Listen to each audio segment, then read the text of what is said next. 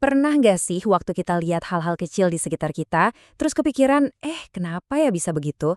Contohnya, rel kereta api yang kita lewatin, atau kabel listrik yang ngegantung di atas kepala kita.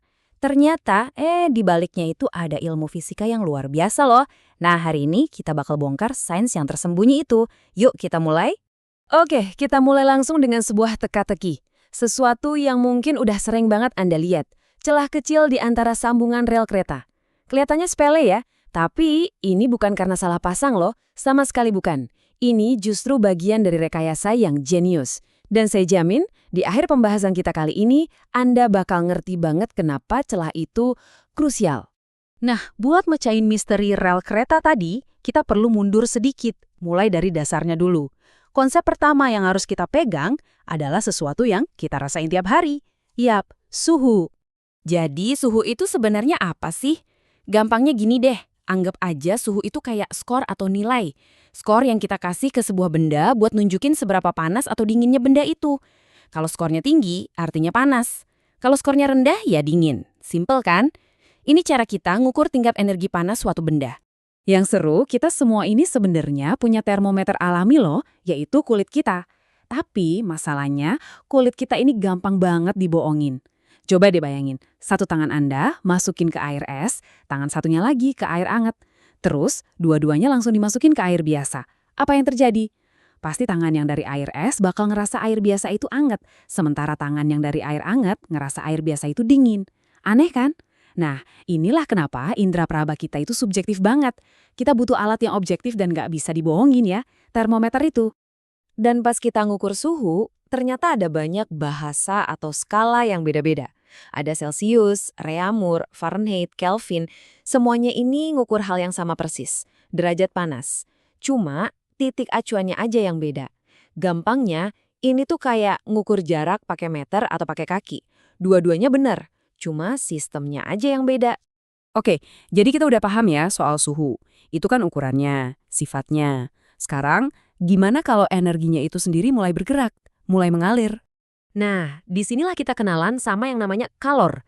Ini poin paling pentingnya nih. Kalor itu bukan sesuatu yang dipunya sama benda. Bukan. Kalor itu adalah energi yang lagi pindah. Dan pindahnya ini ada aturannya. Selalu, dan ini nggak ada pengecualian ya, selalu ngalir dari yang suhunya lebih tinggi ke yang lebih rendah. Persis kayak air terjun, ngalir dari atas ke bawah. Alam itu emang selalu cari keseimbangan. Jangan panik dulu lihat rumus. Ini bukan ujian fisika kok. Rumus ini sebenarnya cuma cara keren buat bilang 3 hal yang logis banget. Jumlah kalor atau panas yang kita butuhin itu tergantung sama 3 hal. Pertama, seberapa banyak masanya atau seberapa gede bendanya. Kedua, bahannya apaan. Dan ketiga, seberapa drastis kita mau naikin suhunya. Masuk akal kan? Pasti butuh energi lebih banyak buat panasin sepanci penuh air dibanding cuma secangkir kopi, iya kan? Terus gimana caranya si energi panas ini pindah? Ada 3 jalan utama. Pertama, konduksi. Ini lewat sentuhan langsung. Kayak pas kita pegang cangkir kopi panas, tangannya jadi ikut anget. Kedua, konveksi. Ini lewat aliran. Biasanya di cairan atau gas. Contohnya, air yang lagi direbus kan muter-muter tuh. Nah, itu panasnya lagi pindah. Terakhir, radiasi. Ini lewat gelombang, nggak perlu nyentuh. Kayak angetnya api unggun atau sinar matahari yang kita rasain di muka, padahal jaraknya jauh banget. Oke, sekarang kita sampai ke bagian paling serunya. Kita udah ngerti soal suhu, udah ngerti juga soal kalor yang mengalir. Pertanyaan besarnya, terus apa yang terjadi sama bendanya kalau kena panas? Nah, ini dia efeknya. Efek fisik yang bisa kita lihat langsung. Jawabannya, pemuaian. Benda itu memuai atau mengembang.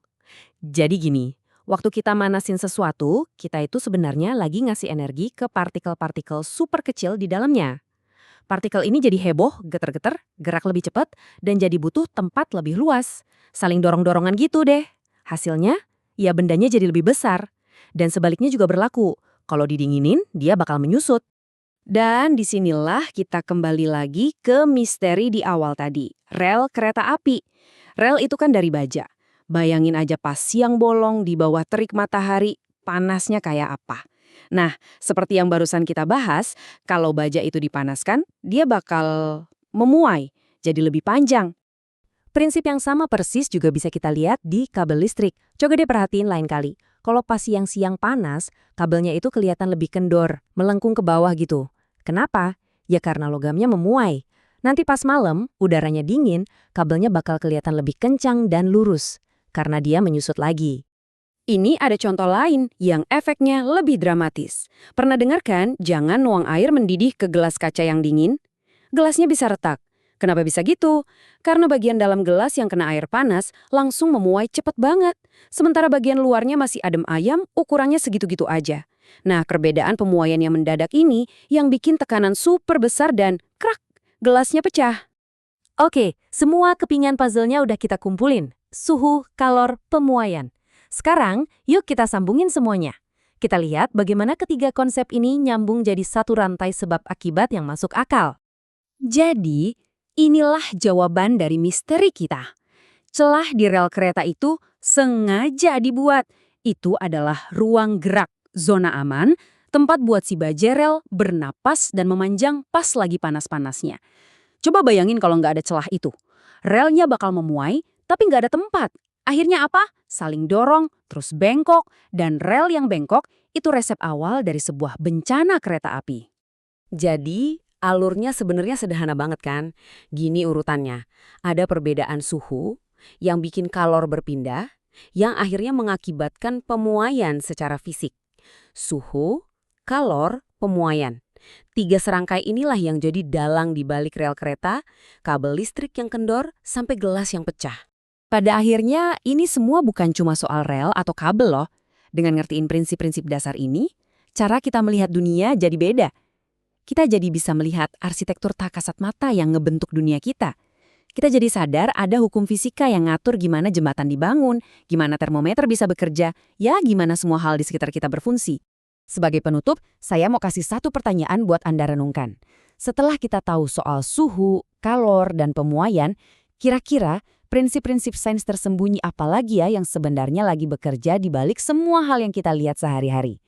Coba deh, mulai sekarang perhatikan sekitar Anda baik-baik, siapa tahu Anda bakal kaget sendiri sama apa yang Anda temukan.